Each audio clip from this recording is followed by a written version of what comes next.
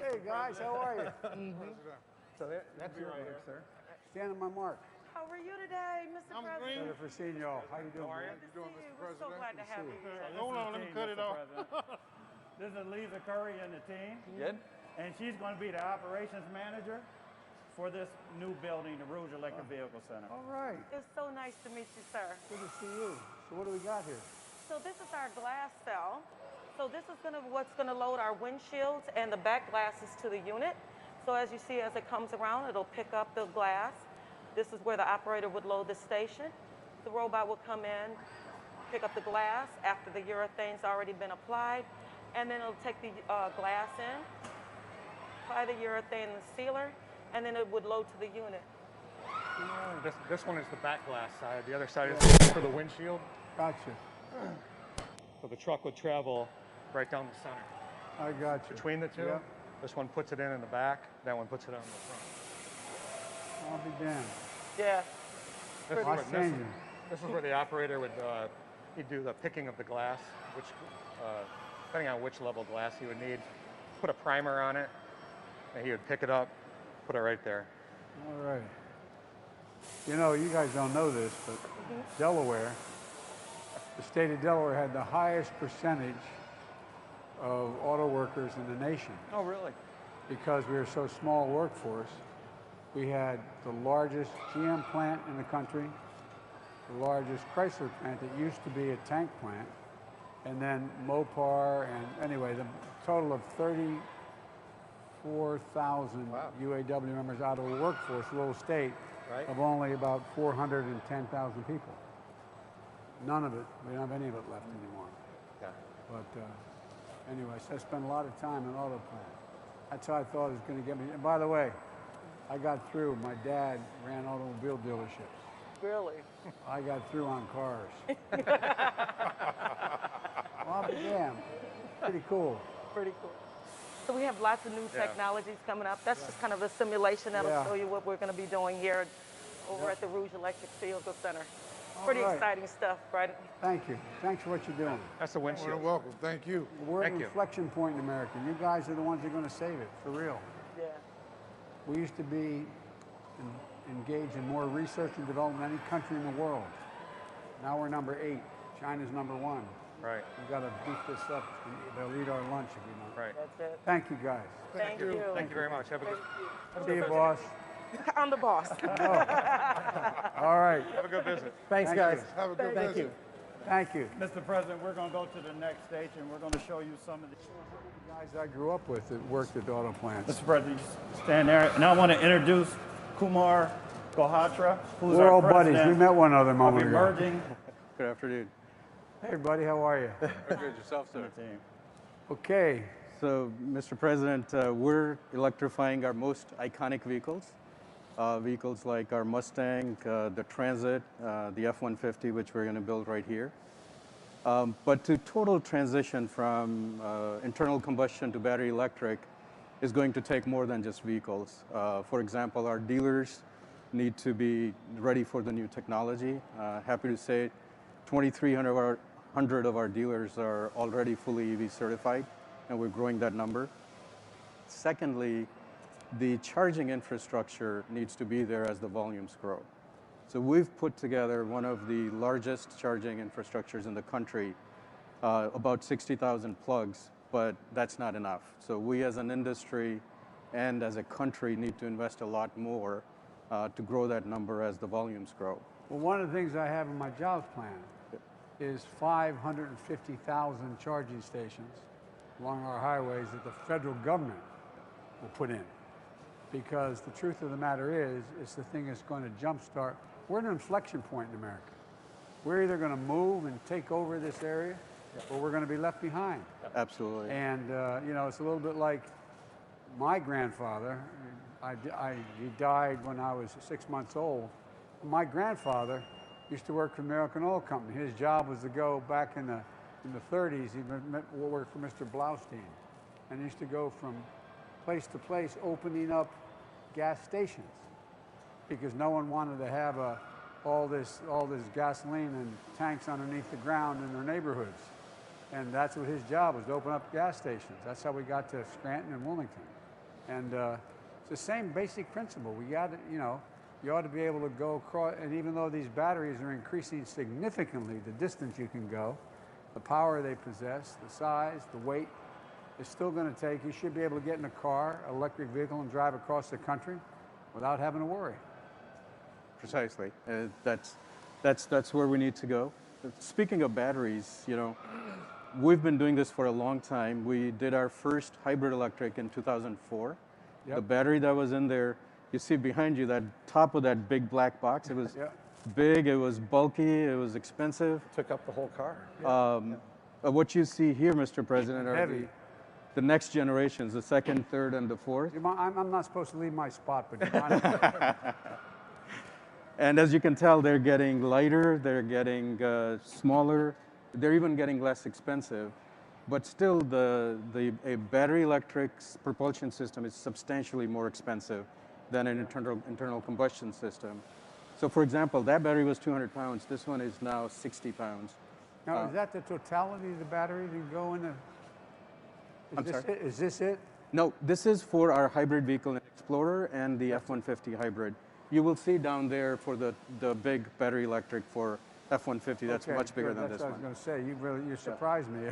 No, but this is, I've learned something brand new. I thought I knew it all. On this. No, it's amazing. but it's amazing how far we've come. Oh yeah, from no, that no, to it's that, and astounding. So It's absolutely astounding. we're investing a lot in, you know, making the batteries cheaper, making them more dense in energy. And the batteries turn then the motors and the transaxles. My friend Elise here works at our Van Dyke plant. We're building those right here in Michigan at our Van Dyke plant.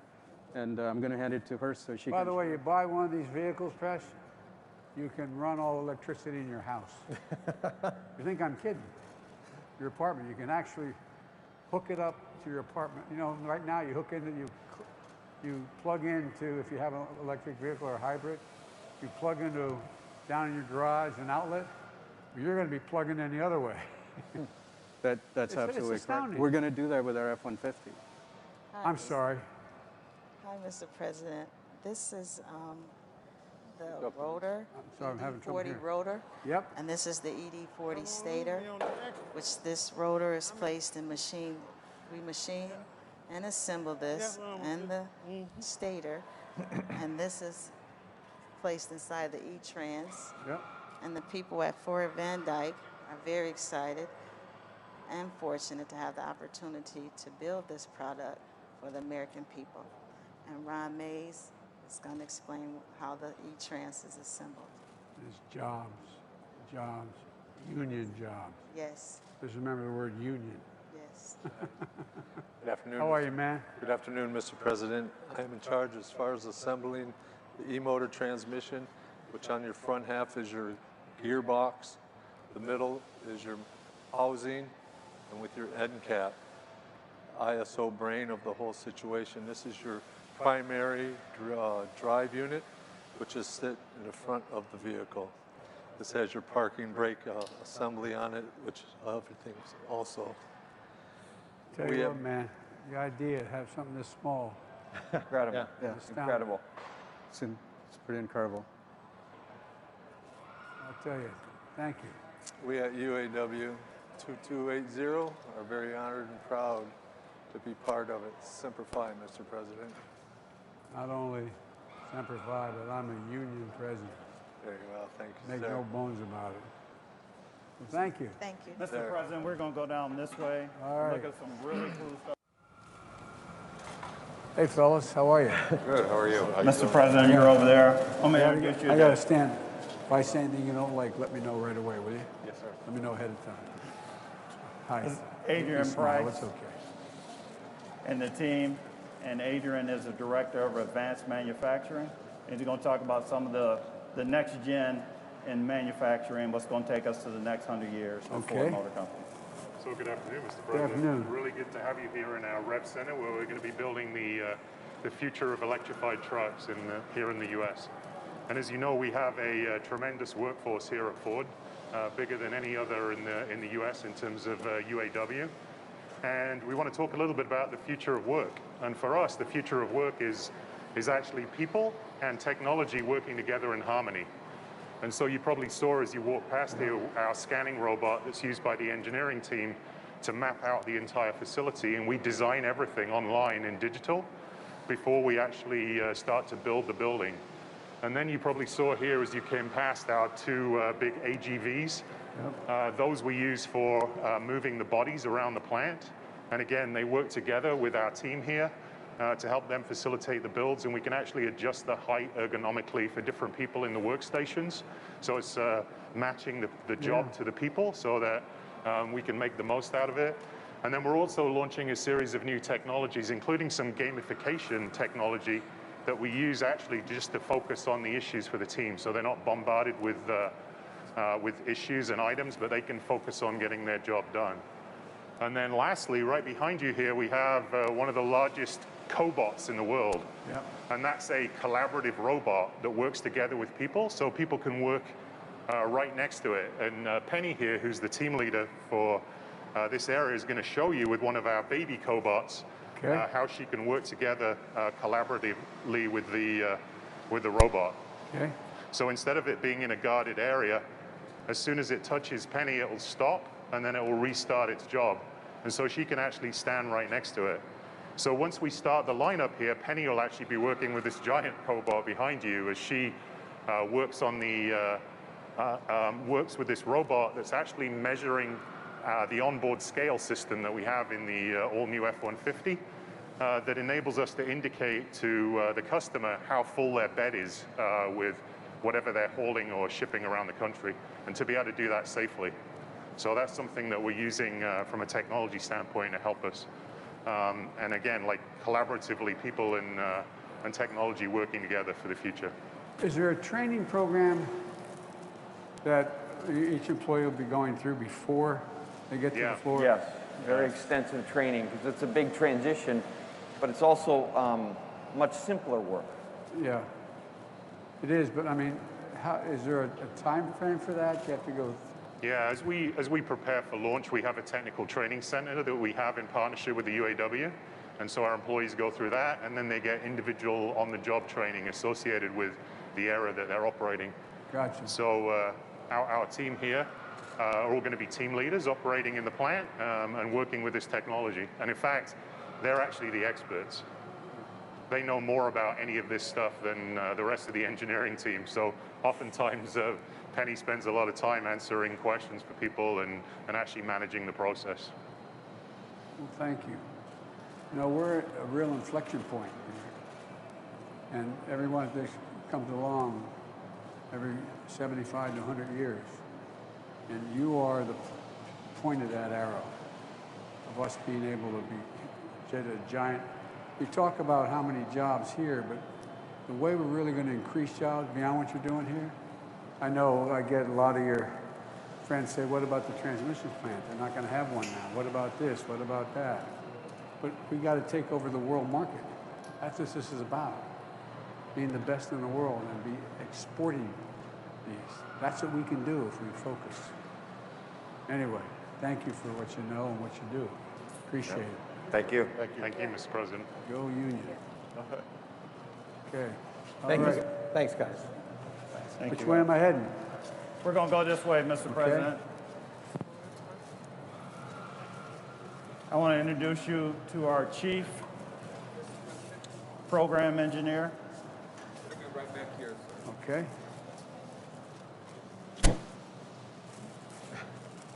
Linda Zhang. Hey, Linda, how are you? So this is a part of her creation, and the team. Hi, Mr. President. How are you? Thanks for joining us. I'm Linda over Zhang. here. I'm the chief engineer for this product. And here at Ford, with nearly a century of truck know-how, we know that reliability and durability are really important for our customers. So when we went to create this all-electric F-150, we knew that we had to put it through the same engineering and testing regimen as all of our F-Series trucks. So behind you here, we've got videos of our all-electric truck going through some tough testing here in Michigan. Also, we do this around the country, whether it's up high grades, towing a trailer, or here going through different terrains here in Michigan. But a lot of this actually starts with the engineering. So what we have in front of you here is our underbody skateboard. This has been purposefully built for our F-150 Lightning to ensure that it can sustain the load of the weight of the vehicle with the added batteries. This frame is an all-new frame with the strongest steel that we've ever used in any F-150. And this battery that's in front of you is the biggest battery that we have used in any Ford vehicles. What's the weight of the battery? Have an idea? The weight of the battery is 1,800 pounds. Is over 1,800 pounds. Over 800 pounds? 1,800. 1,800 pounds. So, Y'all hear that? You got a center of gravity here. Yes, low center of gravity, which helps with the ride and handling. And this battery not only helps with the drive for the vehicle to ensure that our customers can drive, haul, and tow, but also we've been able to leverage this battery to provide additional tools for our customer. So what you see here is actually a home. And what this battery is able to do is be a backup power generator in case of power outages with the home, sustaining the home for multiple days. Also, on the go, if our customers are looking for power, we've got Pro Power on board, which is able to help our customers power up a tailgate, power up a campsite, or work at a job site. Again, ensuring that they can get the job done. The other thing that we're very proud of here is that this vehicle is built in America, right here at the Rouge electric vehicle factory. But not only that, a lot of our commodities are here as well. So this frame that I mentioned is down from Kentucky. It comes here from there. Our battery, it's out of Georgia and then assembled here as well. A little do with that one. And then even our motors, they're not only designed in-house here at Ford, but also produced just up the street at Van Dyke plant. So a lot of really great manufacturing here. Have you had to change the tires? Yes, we did have to change the tires and the wheels for the weight of the battery.